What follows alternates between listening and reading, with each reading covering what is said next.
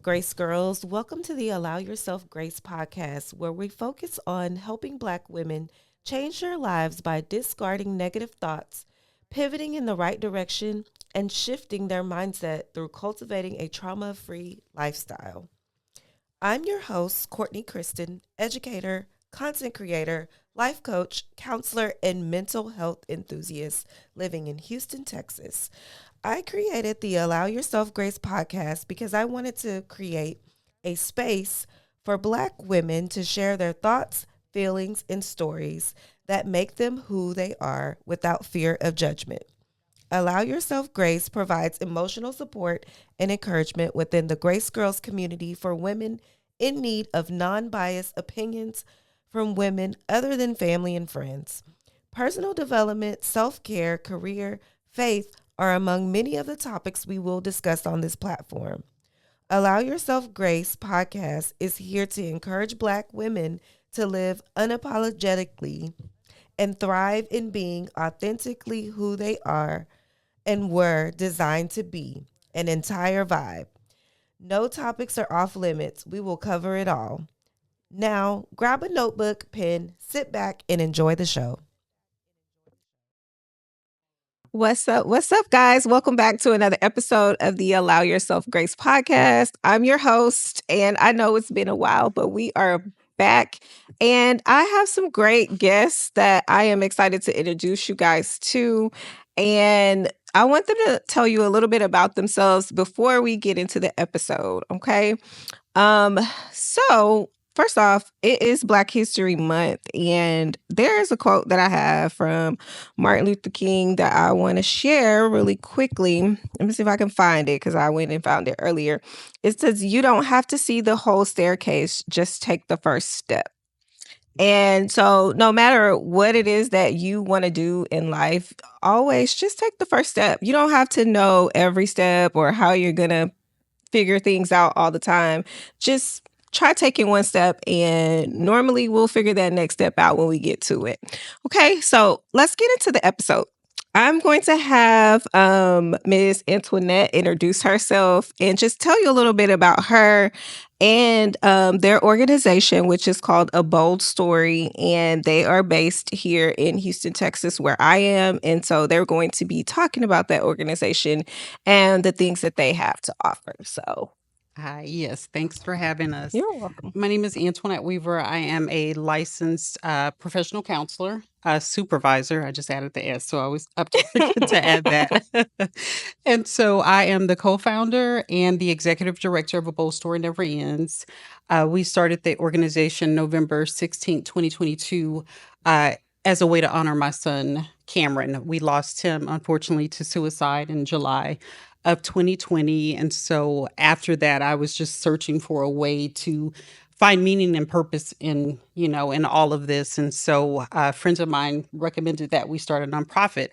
I had no idea what that would look like, had no desire of doing anything of that nature, but it has definitely been a blessing. We have grown our team. It started out with myself, my sister, and my daughter. And now we have approximately 15 team members who are all volunteers. Thank you so much.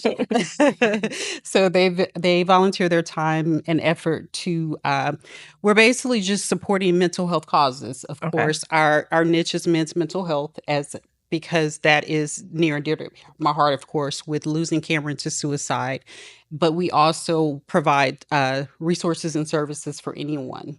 And so, again, this is our second year, and we're just off and rolling, and we're excited about everything to come. I love it. I love it. I was telling Latoya, which is I'm gonna have her introduce herself as well.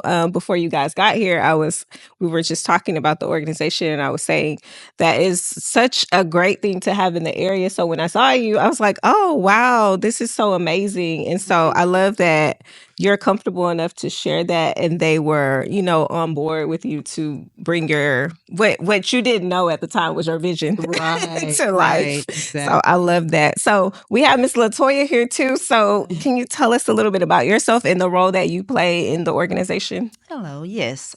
So my name is Latoya Christian, and I'm the executive manager at A Bold Story. And basically, I'm like internet's right arm person. Love Like, it. I'm there to help, like with scheduling, there to assist with with the events that we have and everything.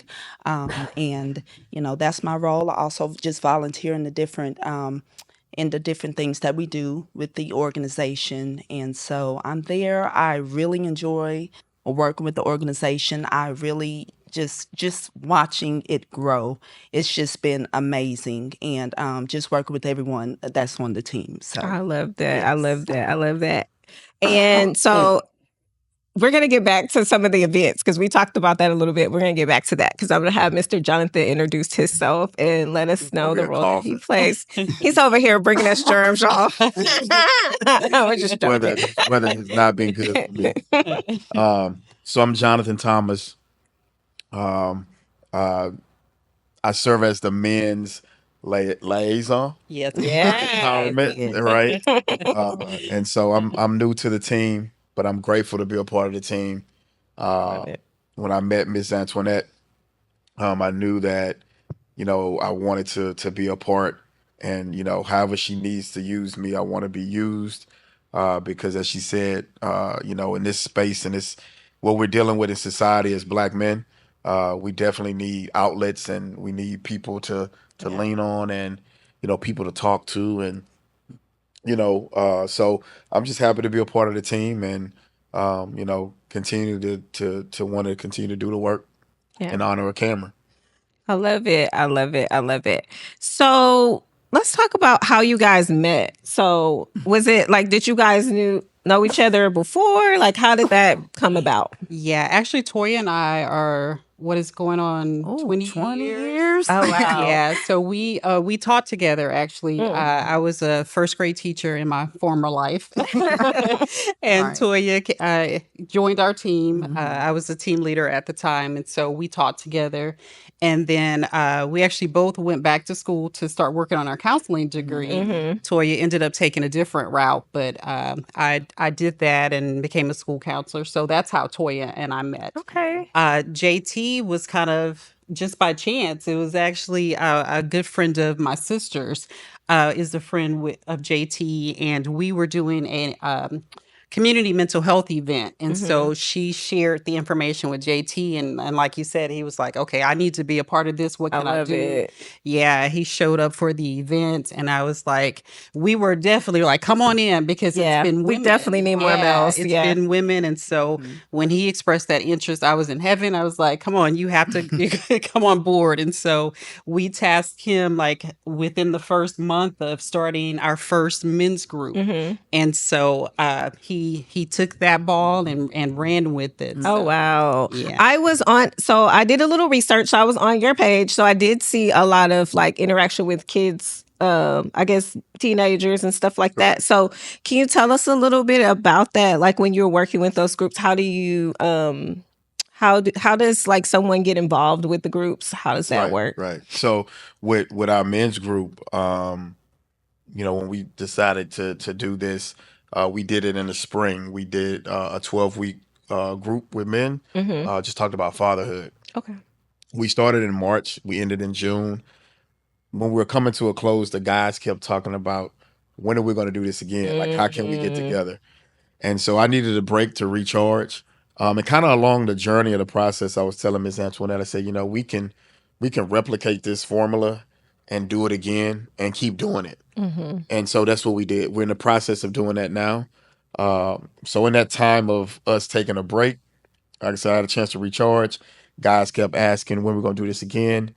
So it's about November, December. The new year's about to start. And I'm like, we can start this again. And put a text out to the group of men. And they're like, yeah, we're coming back. Oh, wow. I love it. We have our talks at a barbershop. So can I shout out the barbershop? Yes. All right. Shout out to Chop House Barbershop in Rosharon. The owner, JP, has allowed us to come into that space, to make that space our own. So on Monday nights at 7 p.m., the barbershop closes, guys come in, and we just talk about different topics. I like that. And so topics may range from healing and feeling. What does it mean to be a brother?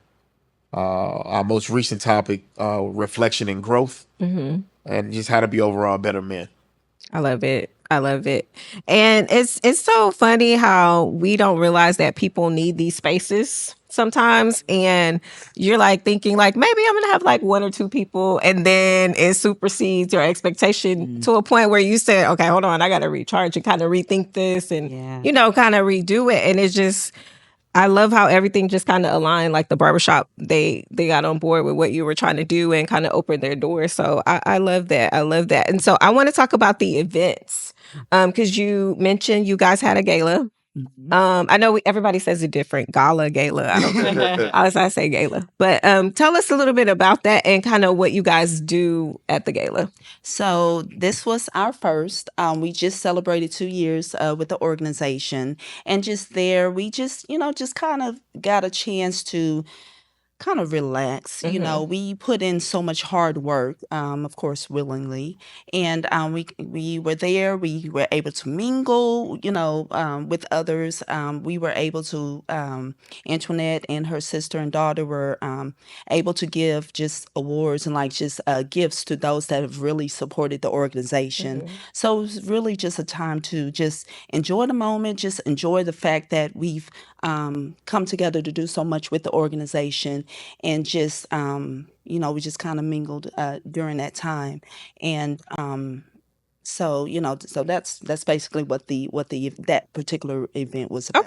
Okay. Like Toya said, our team, we're all volunteers, and so JT, as he mentioned, since with the men's group, he started the men's group, and he's also a counselor by trade. He's a middle school counselor, and so I wanted to find a way to celebrate the people that are pouring into us. We've had so many people that reached out, even the venue, Elevate Creative Studios, they donated the space to us, and so it was all about giving back to those who support us, with the donors, with the team.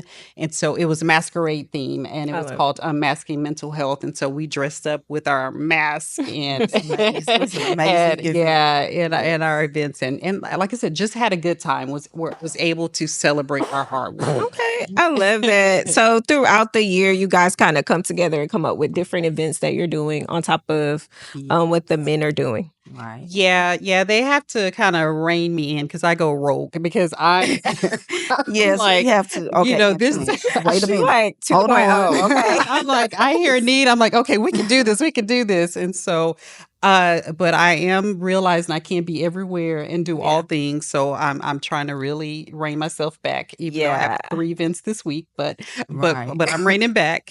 And so, and like JT mentioned, we have that group that started in March, but we also have another group that's starting in the Missouri City area next week. And so we come together, we have our board, and then we have our team of advisors. And so we come together and look at what our needs are, and then we calendar out the events for the year. I love it. And so all of the events are planned for this year. Like y'all do it a year in advance, or y'all do it along the way? We do it quarterly. So we break the year up into quarters. And so from January to March, we have everything planned out. Like I said, on Saturday, we are actually JT and I are doing a relationship panel. We're on a discussion about love and relationships. It's with another organization. I don't want to Sassy Seasoned Sisters Network invited us to come out and participate on that panel. So we have that that we're participating in. So this quarter we're doing more collaborations. Okay. And so we're doing that on Saturday, and then on Sunday we're participating in the Black History Market with the Golden Market. With the event place. And so they're doing a Black History Marketplace. And so we're going to come out and we're going to do like a a podcast type I love it. presentation, and it's going to be on Black mental health. So it's going to be myself and two other ladies and two gentlemen, and we're going to talk about Black mental health, but also from the perspective of the genders. Because mental health and how I relate to it and identify is definitely different from how a male does. And so we're going to approach that. And then we're also going to have our vendor booth set up, and so it's open to the public. We are the featured nonprofit, and so there is a option to donate $5 for the event to come to the organization. But the event itself is free. They do have like vendor opportunities for Black owned and Black inspired businesses, and so we can definitely. I want to shout out Cat Moon for inviting us to be a part of that. So we're going to be doing that on Sunday, the 23rd. And then our first official event of the year is on March 8th. We're doing an event called She Is Me Empowerment Workshop. And so it's a women's empowerment series, and we have various presenters coming out speaking on topics from finances to nutrition and the impact on mental health, self-care, journaling. So it's going to be an awesome day, and hopefully, Okay. your viewers can come out. My mind's going now. So you guys, I love it. You guys are like passionate about it. I saw that on your page. So that was coming up, but I love that. I love it. I love it. She gave us all the events, but you guys hear the passion in her voice. And so when she talks about it, it's something that's near and dear to her heart. You can tell because again, like they said, she's trying to be everywhere. And they're like, no, stay over there. We got this over here. And so just tell us a little bit about that. Like, I know, what I want to ask is, before your son, what happened with your son, were you already in the mental health field or okay? Yes, Okay. I was. I was a school counselor from 2010 to 2019.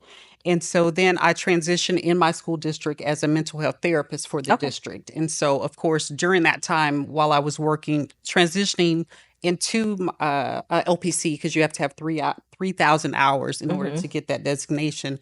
I worked in various entities, like I provided services for CPS and things of that nature. And so I was in mental health.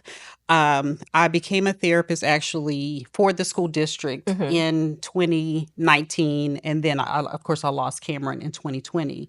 And so I think the thing that has changed since losing Cameron is really solidifying my vision. And like you said, I had that passion, but I didn't know. I think actually I was fearful to take that first step. The school district, I was a teacher. So this is actually my 28th year in my school district. And so that was safe. That was comfortable. Yeah. That's what I knew. Yeah.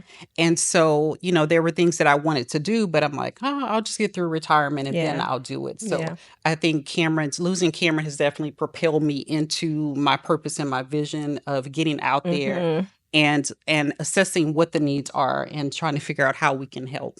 Yeah. So fun fact, I was telling Latoya that I was in education. So I was a teacher and then I transitioned to being a school counselor and now entrepreneur. But it's just crazy how things always align because all of you guys have a background in education. So you can relate on that level. And I was just thinking like about when you're working with children and you think about, some of the things that you deal with in the classroom as a teacher and you get on the other side of it and it's, you're kind of like in the middle as a school counselor or, a therapist for that matter.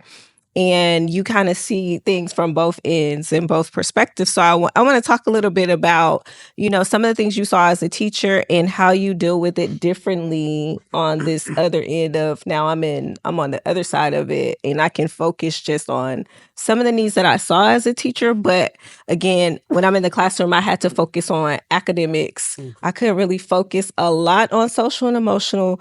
And now we're trying to teach teachers how to intertwine the two. So I just want to talk about a little bit about what you guys' experience is like, especially you and Jonathan, kind of what you see. Okay. Yeah, so you are like in the middle, that middle phase for kids, especially in junior high. They're trying to find themselves. Friendships are really important. Not disappointing parents are really important.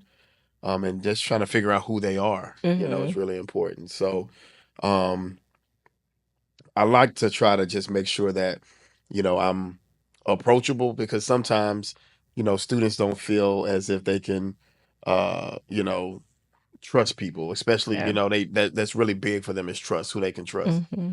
And so, I have a good rapport with, all the kids in my school, because I, used to coach in the community. A lot of kids know me, that so Mm-hmm. they call me Coach JT, Mm-hmm. instead of calling me Mr. Thomas, right? So it's more, and I'm okay with that, right? Yeah. And it's more, they feel more approachable that way. And I think the hardest thing is it's, when you have kids and you know what they have to go home to, Yeah. right? Because you'll want to try to, save them from that, and we can't, right? We can just really just encourage them and let them know that, we can try to, bridge that gap between them and their parents.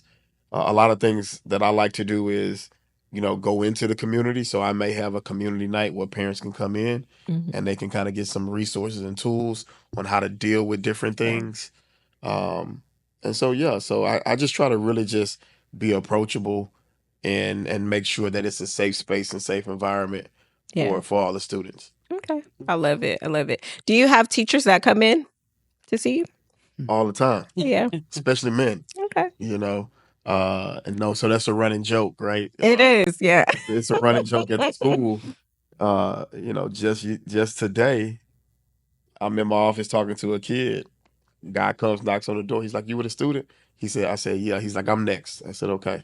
Yeah. So yeah, all the Yeah. Yeah. And it's good for them to have that space too. And, there were days that I saw more teachers than I did students, and that was okay because I'm like, hey, I got a beanbag in here. You come lay down, There you go. just take a break. Like on your off period, just come lay down because I feel like people need that sometimes. And I actually had one of the teachers text me a couple weeks ago. She was like, "You remember you used to tell me this? Thank you so much." And I was like, "Dang, that really like whatever I was doing, giving you that safe space worked because you remembered it like 2 years later. You're texting me about it." So I love that you provide that, and you've kind of been on both ends, so you can relate. And so I think that's the good part about being in the schools. You kind of get to see both sides because I've been in the classroom because you have to teach before you can be a school counselor. So I love having people that are excited about it, so excited about it that you're willing to do it outside of your work hours.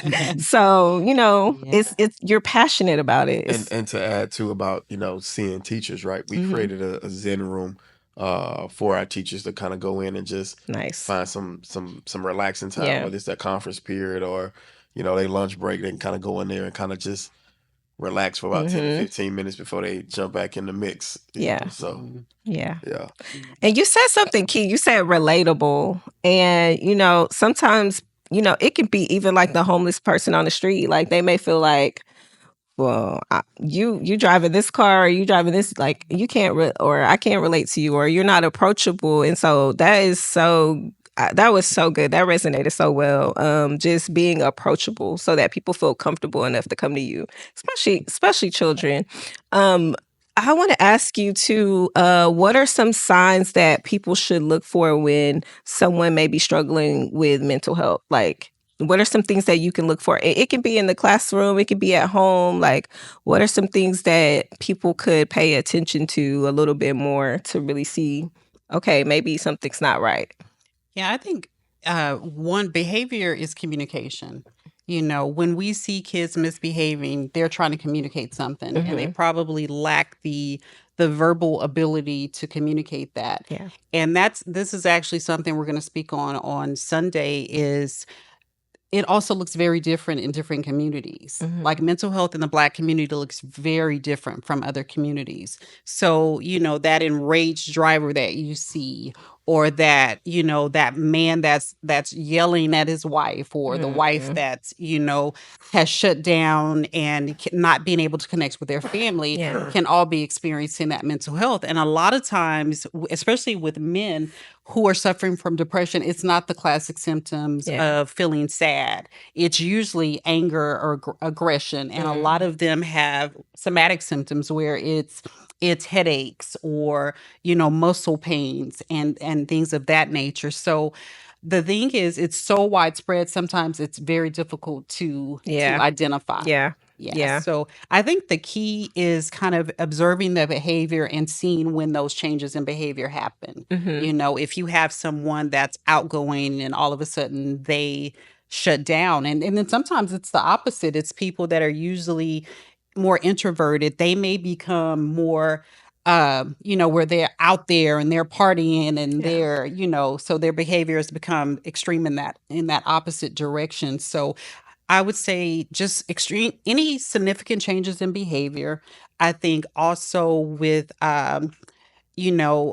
shutting down is key, also, or if you see them having conversations, because I know something I was just talking to my dad about with Cameron, because Cameron was very bold. He was always engaged in different things, but we realize now that Cameron was communicating with us years prior to his decision. And my dad was saying that he had a conversation with him, and and he was like, he called him Papa, and he was like, Papa, what do you do when you just can't stop the noise? When it's things are telling you that you're not good enough, you're not, but it was the way that he presented it to him. It was as though it was something someone else was experiencing. So putting those pieces together when they're having those conversations about not feeling like they belong, or not feeling in place, or that they can't seem to control their mood. Things like that. And normally they're concerned about everyone else, but really there's something going on inside. And I used to sit students down and I'm like, no, what's going on with you? Because we're talking about my mom, my dad. Okay, but how do you feel about it? And so just making sure that you're providing that space and giving people those tips, because sometimes we think because someone is functioning and they have all these things doing a lot of stuff doesn't really mean that you're okay. Right. Sometimes you're trying to deflect from what's really going on. And so that I love that you shared that. Now, Miss Antoinette Miss Latoya is in education right now. She's in the classroom still. And, you're learning things from them as well because you're connected with them in this organization. And so how are you taking some of the social and emotional things that you're learning? Because I know they're incorporating that now into the classroom with your baby. I call them babies because they're pre-K. The pre-K just kids. Kind of going back to what you all were saying, just being relatable. I think it's very important to build relationships with your students. That's just top notch for me. Like just building the relationships. As Antoinette said, when you kind of know when a child is going through something. They may start off being quiet. They start just they want attention, so they start doing things to get attention. So just making sure you build those relationships, and so you can kind of see, okay, what's going on. They're relatable. You're being relatable. They can come to you and just open up and talk to you about, maybe something that's going on, and then just trying to figure out what you can do so they can feel safe. They can know that they're in a safe space, and that's really big for me. Like in my classroom. I do teach the babies pre-K, but it's amazing just what I hear, like what I know that they're going through. Yeah, because they'll tell you at that age. They will let you know. They're telling everything. And it's just, it's amazing, but just making sure I have that relationship with them. I love that. And you're giving all the hugs, right?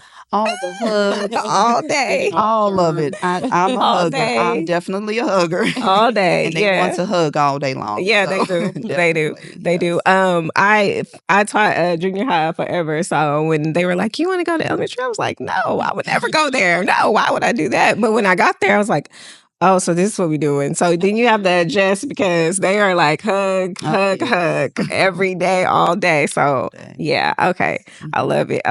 So, I mean, putting all this together, and you guys have how many other people on the team, on the organization? How many other people are there?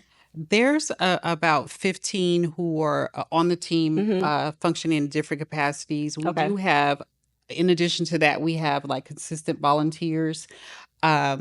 We have like our mental health event where I met JT. I want to say we had 25 volunteers just from an area, Mason and Eastern Star Group. And so two of their members actually have joined our team. One is now our volunteer coordinator, and her husband has joined on to JT's team. So that's kind of been our newest addition.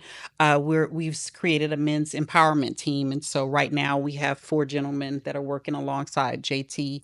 And then we have someone that does marketing for us, as well as we have my sister and my daughter who are on the team. They are both board members. And we have several social workers on the team as well. And so our director of development is Rashawn Carter. She's a social worker by trade, but she has a nonprofit background, and so she's helping me because, like I said, we just kind of did this. Like we got someone who volunteered to help us incorporate. So now I'm like, okay, what now? Am I supposed? I didn't know. Oh, I was supposed to have a business plan. Oh, I was supposed to have this, and so she's kind of helping me back up and put all of those business things in line. So that's her responsibility. We have someone that that works on our programs and events. Her name is Lasagna. She's also a social worker by trade. And then y'all help me out because we have the media that helps promote the business. Yeah, Brenda is marketing. We have our treasurer. She's amazing. How can I forget her? You cannot. That's the money lady. She is amazing. Exactly, and she will call me, Antoinette. We're doing a little extra spending this month. What's going on? So you got to have somebody to keep that that budget in order. And so if someone wanted to volunteer or donate to you guys, how do they do that? For volunteer, we do have, you can sign up on our website. We're at www.ABoldStoryNeverEnds.org. And so we have volunteer opportunities there. And then you can also donate on the website. We have a square where you can donate by credit card. We also do have also Venmo, PayPal, Cash App, and Zelle, and it's all A Bold Story Never Ends.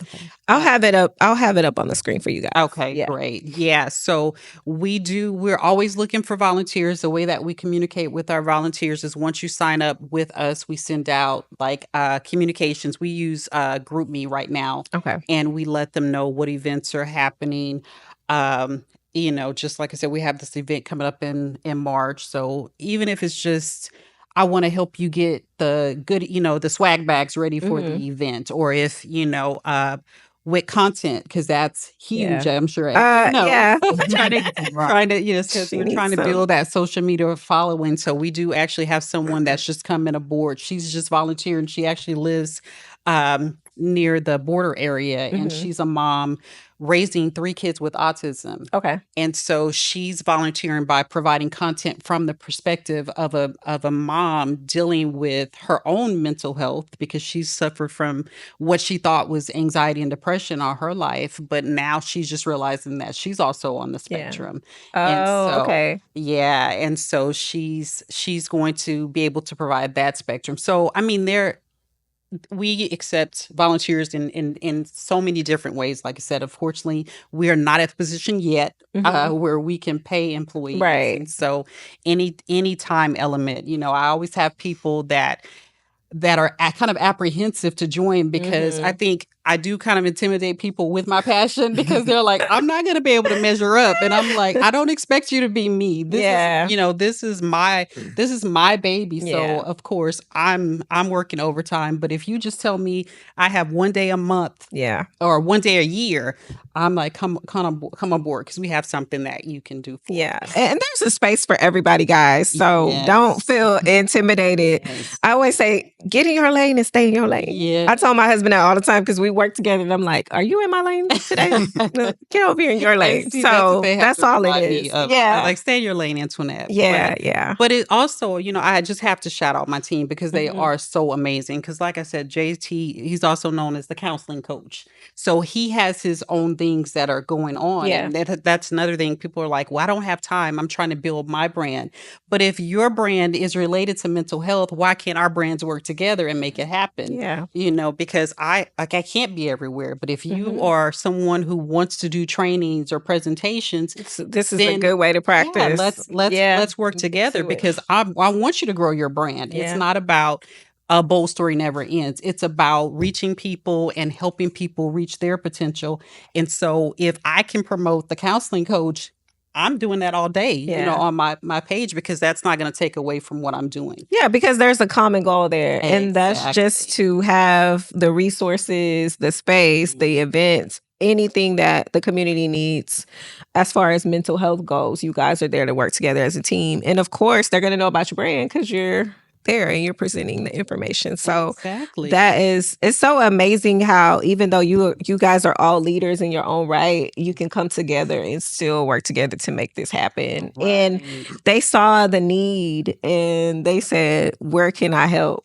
Where can I help? And sometimes we have to learn how to be servants before we can be leaders. Mhm. And I think when people grasp that mindset, then they grow faster. Mhm. But when you're out here and you're just like, by myself, I got this. Yeah. No, we're stronger together. Because Right. you really don't know who knows who or who's going to be in that room that can connect you to maybe the person you've been looking for. And so, and I love that you guys are all people of color coming together, because sometimes that's a struggle for our community, because we have a lot of people who are like, I want to be in charge. And you're like, the leader. hold on.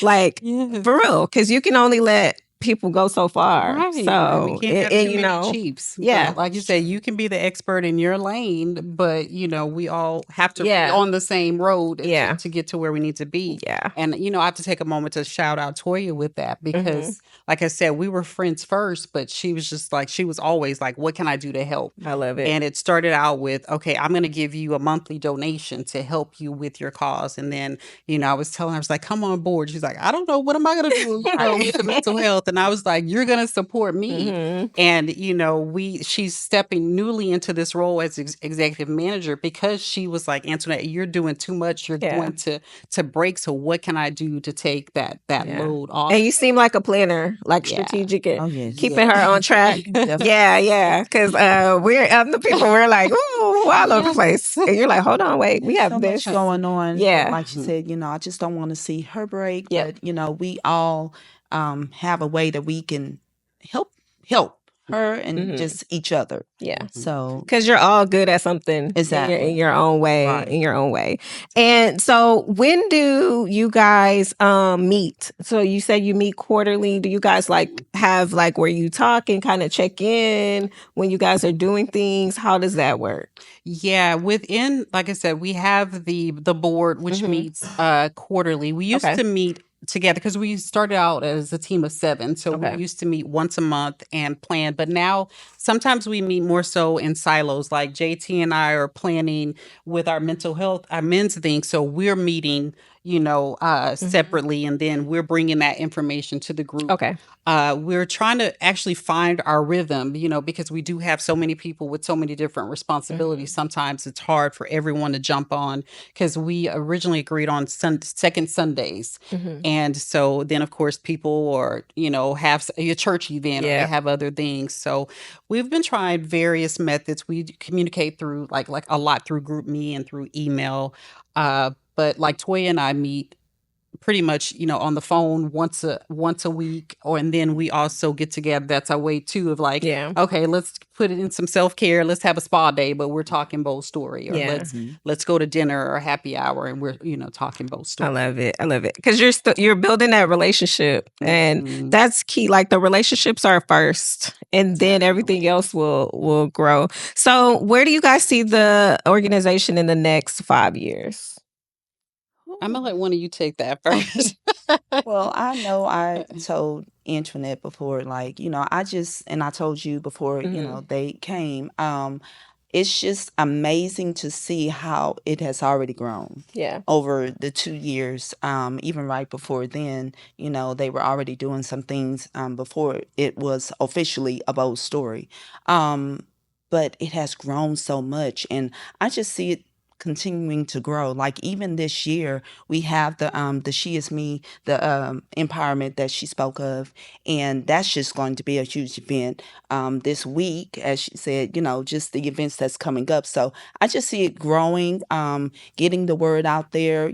Talking more about mental health and just wellness, self care. And I told her, like, I see like a big just like a major event, like like a conference or something. Yeah. That's in the works. The next step. But I definitely see it working, and I just really love the fact also that JT has come in and the other men have come in, and we're and talking to the men about it's okay.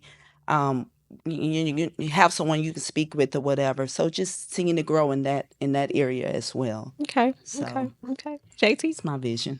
So, like Latoya said, like probably conference, but looking at how these barbershop talks are going, maybe we'll be in barbershops all over the city. So we're already on our second location, starting next week, and what we've been able to cultivate, in this first group of barbershop talks is other men have risen up to become leaders, right? So the other men who've joined the team are guys who really just came to this second version of the barbershop talks, right? One of those guys lives, in Missouri City, where the next barbershop talk is going to be at, and so he's somebody who's committed to being there every week because he lives right there, right? Yeah.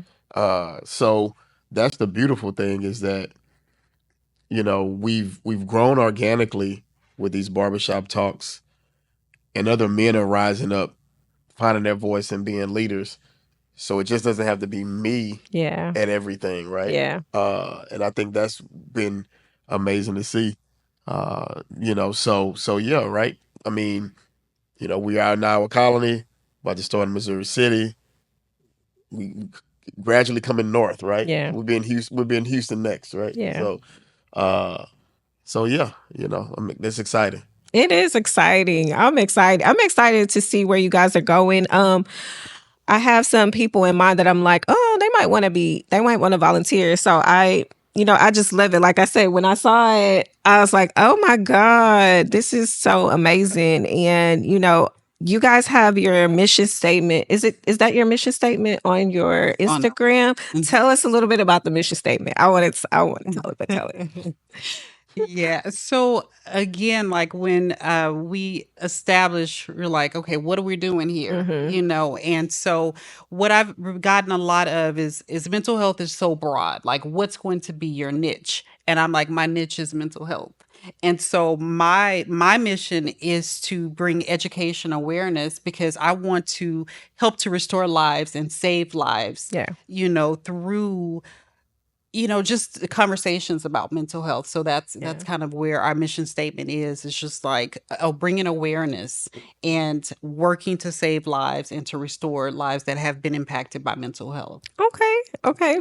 I just wanted her to explain it, because I got my own interpretation of it, but that's what I was thinking. I was thinking that, but I was like, let me see what she says. But guys, when you go to their page, because they do have an Instagram, go follow it. I'll have it in the description and up on the screen. Go follow their page. Leave a donation if you can. I'll have the website up as well. But this is so amazing. They're not getting paid for what they're doing for the community. So the donations are kind of how the organization functions. And so if you know anything about nonprofit organizations, they're still a business. So they still have to function. They still have to have money to have these events. And so by you donating to the organization is how they're able to do these things for the community. So if you feel like you're led to do it, go ahead and do it. She said they take Cash App, Zelle, all the above. They have it because hey, they'll take it. Whatever you got. You and get a cash. Right. If you got cash, they'll take that too. They'll meet you and get a check. And if you have a business, and I'm speaking from a business owner's perspective, we hate paying taxes, right?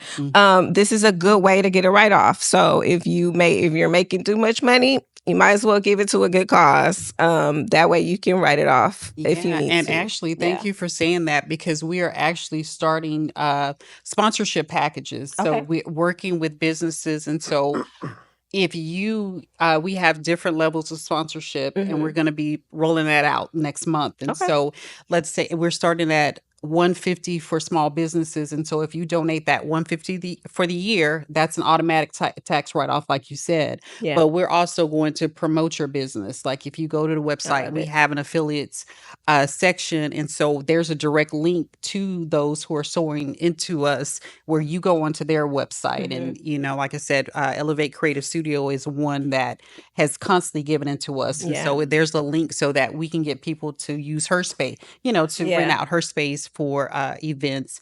And also Kenya at Holiday Hills Events. She's also, I went to high school with her, and we had our babies. Her Cameron and her daughter Brittany were a couple months apart, and so she's an event designer, and so we have her there. So she's donating, a few $1,000s a year in her time and services, and so we're shouting her out, and and every time that we have someone, do you know an event designer, or do you know someone who does this, then we're working to connect individuals with those. Yeah, and it's just marketing. You're going to spend money on marketing anyway, too. Right. So that's a good way to get your business out there. And, this is a great, great organization. Like I said, I saw them on Threads. If you're not on Threads, guys, get on Threads. Because I feel like Threads is more, you can tell me. It's like the Twitter. And I can't even take credit for that. Yeah. Brenda, our marketing, she's like, Antoinette, I'm getting on Threads. And I was like, I cannot maintain another social media account. She's like, I'm at capacity. Worked out. Yeah, so I am thankful, Brenda. Thank you for getting because I feel like it's people having real conversations on there instead of like all the nonsense that we see everywhere. Yeah. So I do like it a little better. I was telling my husband about it. He's like you, like not another one. I can't take it. So before we close, 3 things I'm gonna do, because there's 3 of y'all. So 2 things that someone should or could do for self-care. Because we like to talk about self-care and how to stay sane in this crazy world on this podcast a lot. So coming from our professionals. Well, I'm going to give a shameless plug and say register for the She Is Me Women's Workshop. Yes. That's self-care, because I think we have to learn how to pour in ourselves, because we think self-care has to be, take an hour or half a day, and it doesn't. Something as simple as I always tell people, like I'm huge on mindfulness. My mind is always rushing, so it's hard for me to be in the here and the now. And so something as simple as just walking through a space and observing, like, what are 5 things that you can see? Yeah. What are 4 things that you can smell? What can you hear? What do what can you touch? What can you feel? And so that literally takes 30 seconds, but it's a way to ground yourself and bring yourself back into that moment. Yeah. And then I think the second thing would be, for me, is massages. Like, that's my go-to. Yep. That's my stable. I love it. Once a month, I have my 90-minute massage. Don't call me. Don't text me for those 90 minutes. Yeah. She's on D&D, guys. Don't call her. Yes. That's what I did for my wife yesterday for anniversary. She had a massage. So. Oh, how long have you been married? Yesterday made 18 years. Look at God. Happy anniversary. Yeah.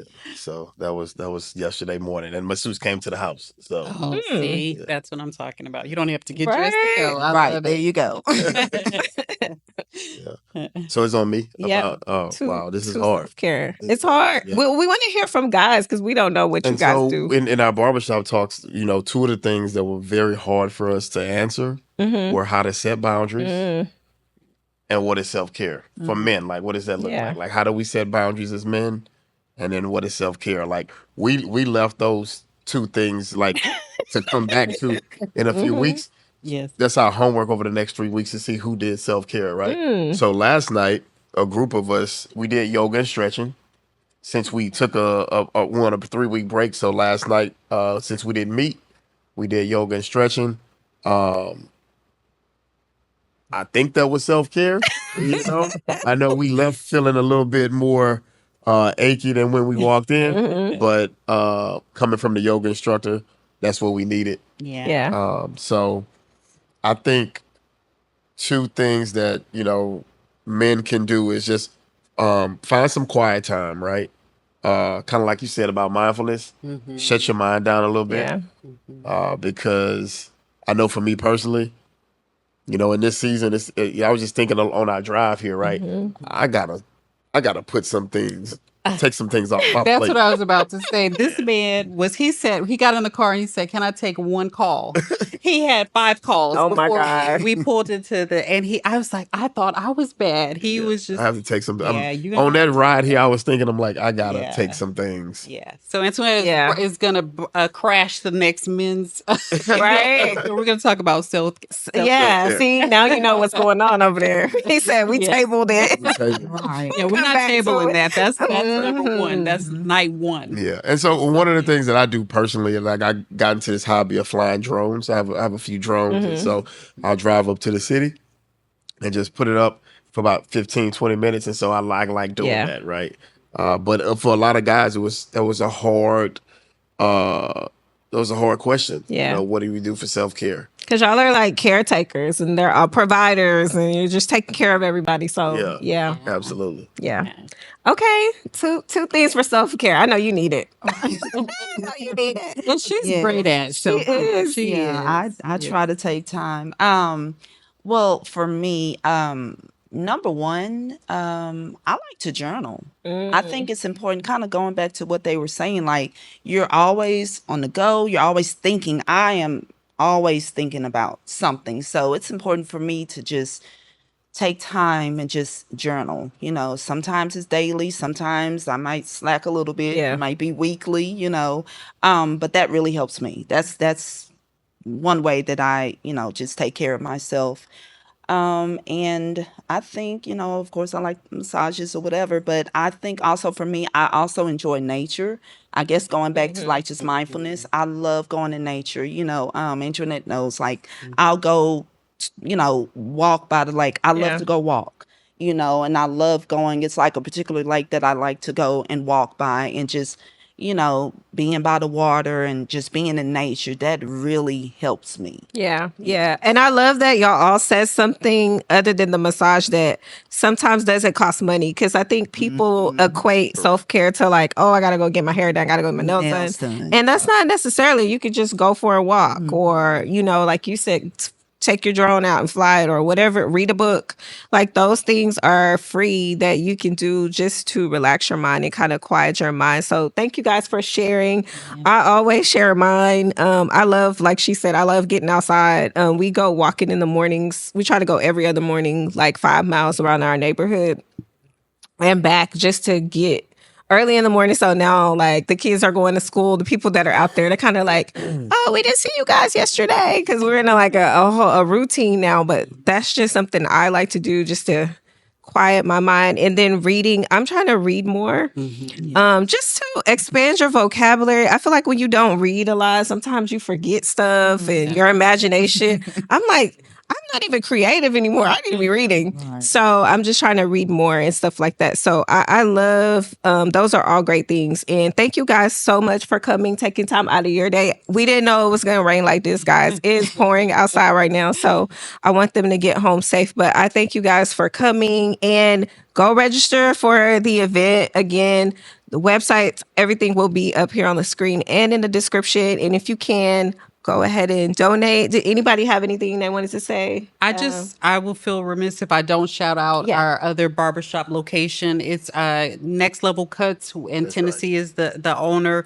And so again, if you're a man in the Missouri City area, we're going to be meeting on Tuesday nights at 6:30. Everything is free. We partnered with DePelchin Children's Center to actually come out and do this round because, of course, JT can't do it all. So they're going to be, it's a 12-week fatherhood program, and it touches on things like co-parenting, the men's health component. And so, so I had to shout them out. No, for thank opening you. their And that doors was a to really us. that co-parenting is going to be one of the topics out of the 12 weeks. But when we did that, back last spring, that was one of the major topics that guys really wanted, some help with, like with, how do we co-parent? And there were guys in the house married to their child's mother, even like, I was raised this way, she was raised this way. Yeah. How do we excuse me, how do we see common ground with discipline? Pardon me. So that co-parent, when you said that, made me think that was like one of the major Yeah. topics, because a lot of times we just think of co-parenting being out two people have a child, they both outside the home, only one parent outside the home, but nah, it could be two parents in the home as well. Yeah, So because we all grow up different. we all grow up And Definitely. somebody might not believe in spankings and somebody might believe in this. But and then certain things don't work for every child. So you just Bingo. kind of got to learn the kid. Yeah. But the communication is key. So I love all those topics. Those are all good topics because we see it all over social media, all the drama, all that. So that's a amazing. whole nother podcast. That's a whole nother Right? podcast. Men and women going at each other. I was like, can we just work work and together. find a common ground? Yeah, or the especially dad. in this Yeah. time we're in right now, community, we need everybody need to be pulling community. together Right. with the times we're in right now. I know. I just told my husband, I was like, well, I don't know how to do that. I'm like, we got to figure it out because community is, you need it. And the problem is sometimes you become just the source for everybody. Yeah. And then you start backing up. Yeah. And so we got to figure out how to balance it because it can be draining. Yeah. If somebody always needs something from you. And you're like, hey, Exactly. can somebody do something for me? Yeah. So it's like, Love too. yeah. So it's just finding that balance. But yeah, we definitely need community and figuring out how to work together. But again, thank you guys so much.